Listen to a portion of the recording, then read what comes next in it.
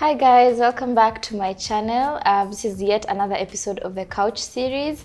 Today I have a very special guest with me. I'm going to let her introduce herself shortly, but we're going to be speaking largely about the bipolar disorder and what it looks like to be living with it on a day-to-day basis.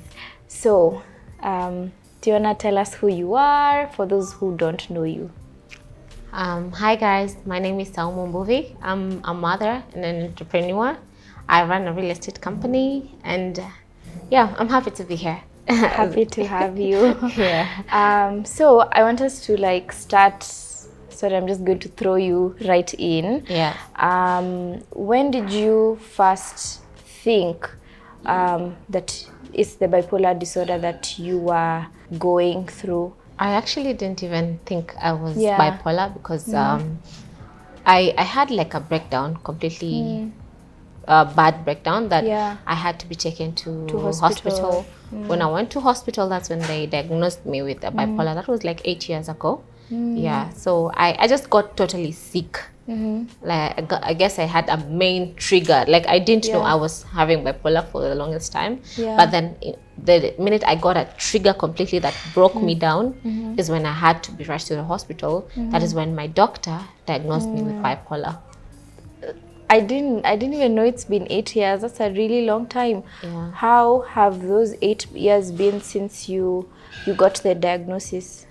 It's been easy. It's been an easy journey because at first I didn't even actually know what bipolar was. So I had to take a self journey on myself, and I had to know what bipolar is. I had to Google. I had to seek for help. Yeah. I had to go for therapy because my doctor is still my therapist because he's the one who actually takes me through it. So anytime I feel like I'm not okay, I'll actually call him anytime, even at night, in the middle of the night. He will pick up my call and we will talk and he'll tell me this is what you do. And so for the first 3 years it was a bit hard, but since I got one of the best doctors, I had to accept, and I know how to deal with it now. Okay. Yeah. Do you mind telling us what your trigger was? Because I think the disorder, it's triggered by so many different things for many people. What was it for you? The main things that can trigger me is I can't use certain drugs. I can't use weed. It will actually trigger me. And certain people, like those people who just, they're annoying. They want to see the worst of you. They keep on digging you and digging you. They keep on stressing you. So sometimes, most of the times, it's the people around me. So I had to change and be like a one person team. Because you had to set boundaries. Yeah, I had to set boundaries around people. I had to cut off things that were not feeding me well. Relationships, I had to leave some of them. And right now, I'm at a better You're place. You're a good place, I know that one of the things bipolar usually affects is relationships for people. Actually, a lot of people who've been diagnosed with bipolar have a hard time being in stable relationships because ideally your mood is not generally as stable as other people. How has your experience been with that? Actually, what I can also say for if you have like a bipolar partner, the main thing is for you to understand the person. Because these people have triggers. Like you can even be the trigger around the person. So for me, my relationships have really not been working out because of the type of partners I have been choosing. You need to have a very compatible type. So I guess I have been going for maybe the narcissist that have been dragging me even and down and down. Is like the worst person. Then the worst people to deal with if you're bipolar. Because the minute I was in a relationship, like my previous relationship, I'd be in the hospital after every 1 or 2 months because of being admitted. You're having episodes and because I was having hypomania stage, hypomania episodes every time. Because since I was not okay, and this person will drag me down. Yeah, I think that's really important. Just, if you go into a relationship knowing that your partner is bipolar, it's just, also educate yourself around the disorder. What does it look like? How can I help them?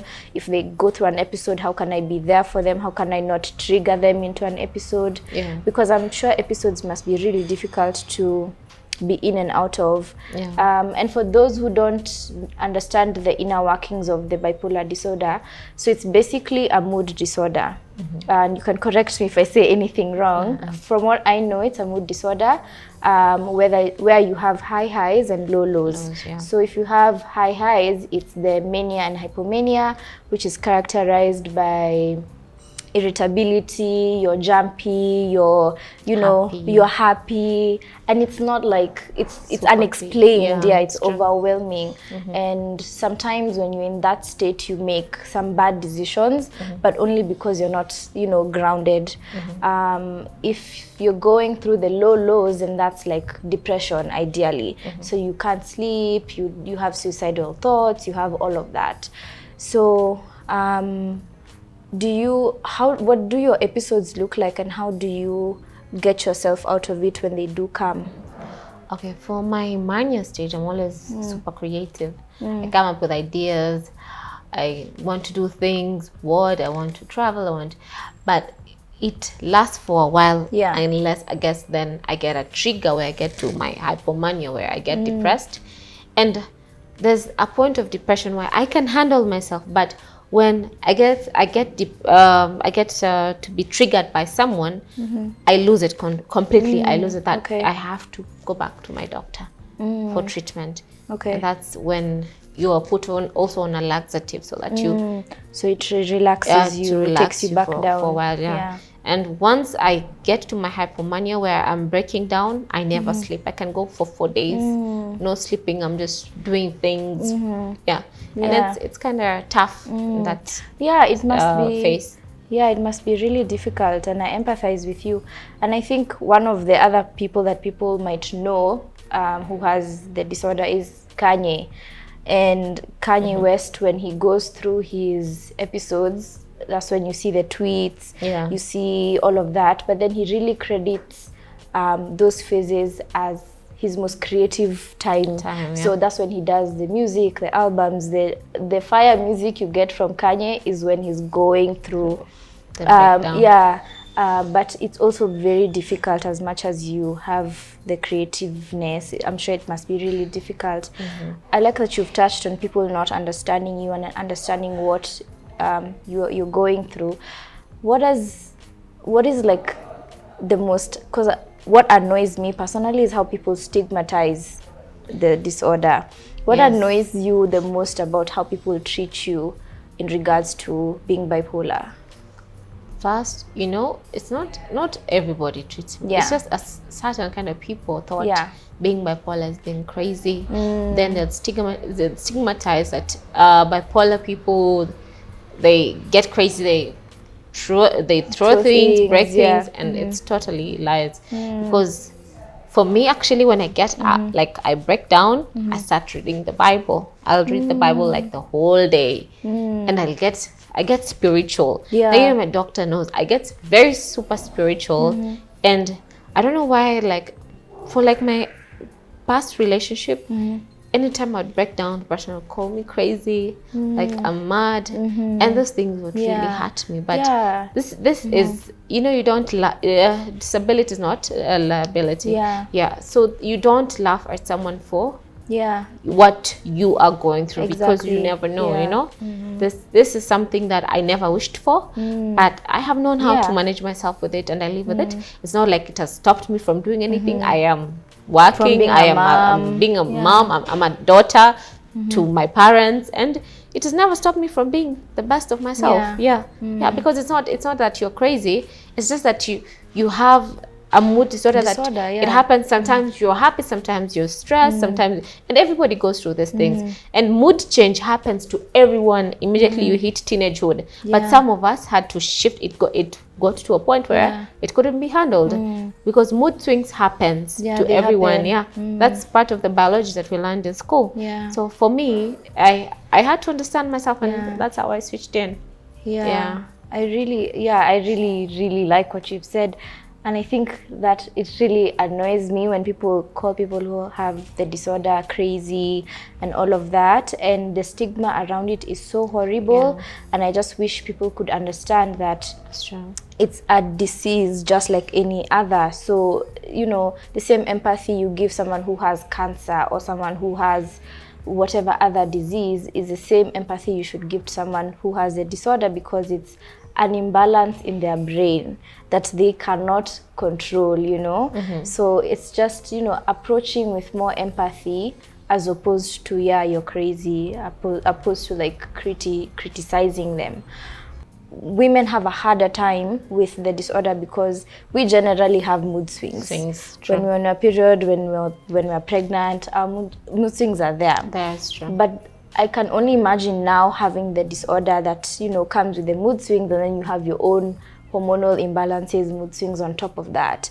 So like for you, like when you were pregnant, did that, you know, did it affect you in any sort of way?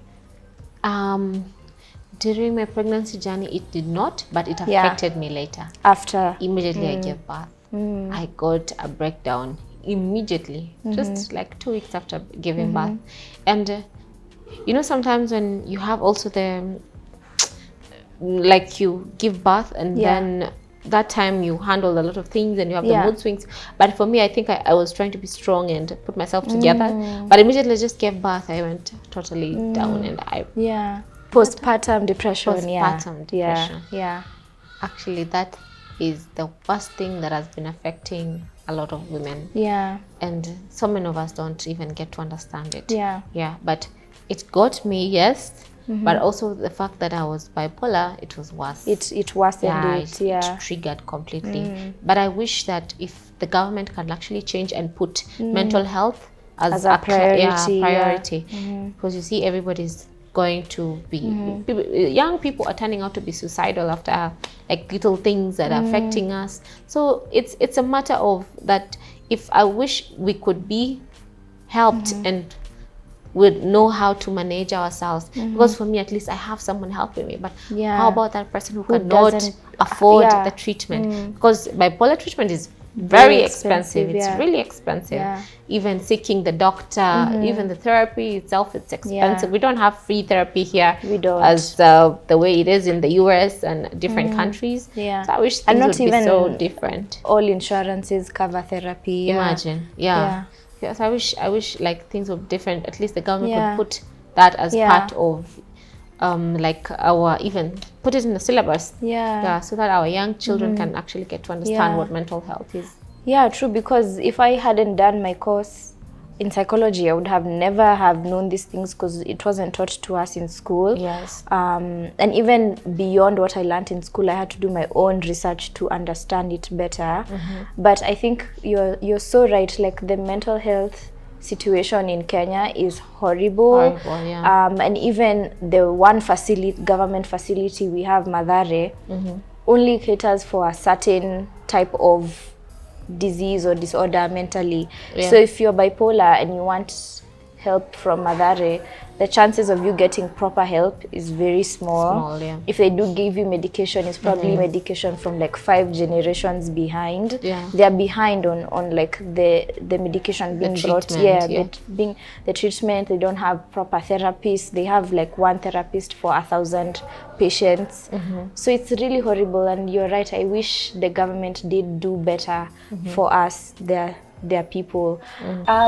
What does the treatment plan for the disorder look like? Or are there any financial implications you go through?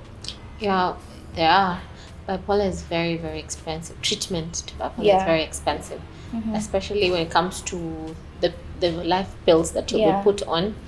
Like it varies from 10 to 25,000. It depends on what your doctor puts you on. Also, even the consulting a doctor can be around 50,000 to 100,000, and then that's just per day. And therapy itself, it's also it's very expensive, because if you look at the financial spending that you will do, you will spend more than say 200,000 on treatment, and that's just once.